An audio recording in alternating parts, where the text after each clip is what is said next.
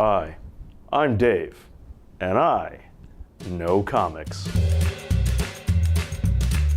Do you want a superhero that was drunk before Hancock? Do you want a superhero that's a war profiteer? And do you want a superhero who is almost never right about anything but yet somehow keeps getting people to follow him? Then allow me to introduce to you my client for Dave Knows Comics Honest Promos. Has he lost his mind? Can he see or is he blind? Can he walk at all? Or if he moves, will he fall? Anthony Edward Stark or Iron Man?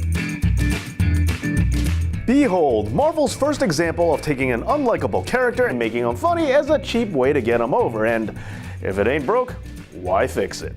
Although he is more than just a bunch of jokes because he is every bit the skywriting hero that Denzel's character was in Flight, and also probably just as intoxicated. Now I know, in the comic books he quit drinking and exorcised his demons in a bottle, but the MCU version doesn't have those hang-ups, so bottoms up? Now, with a troubled past like his, you'd figure that Marvel might want to distance themselves from that aspect of the character, but nope, because they cast it as on the nose as they possibly could for the role of Old Tony.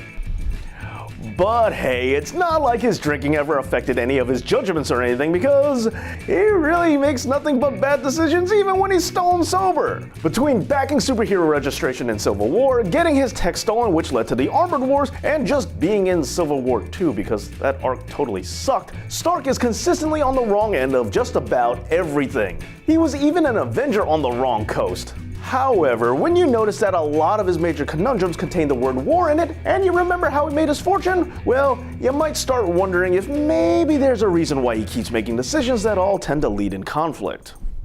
Even his best friend is named War Machine. And also, I'm just saying, between Civil War, the Hulkbuster armor, and the design that he came up for as Sentinel, yeah, that giant mutant killing machine that the X-Men fight all the time, it seems like he just gets off on giant-scale conflict with his friends. But yes, in the MCU, he did make the ultimate sacrifice and all, but allow me to just point out that while his entire cinematic story arc was based off of the idea that he needed to make amends for all the years of him making weapons and being the world's greatest mass murderer, his story ended with him creating an Infinity Gauntlet and snapping a whole bunch of living beings out of existence.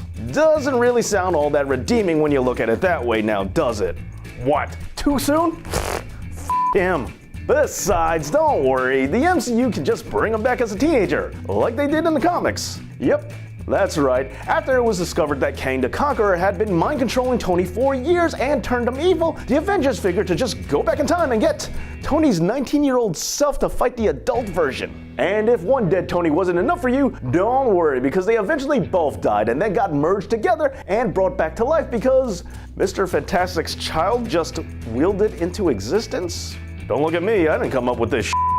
In the end, if you want a superhero that somehow used to bend his limbs despite having solid metal sleeves and leggings, a superhero with a gun that's definitely not compensating for anything, and a superhero who surprisingly died from snapping his fingers and not liver disease, then allow me to introduce to you my client for Dave Knows Comics Honest Promos, Tony Stank, Iron Butterfly, Red Dead Redemption, Tony Stark, or Iron Man. So the entire MCU was built off the idea that a billionaire industrialist would just grow a conscience. Now that's science fiction.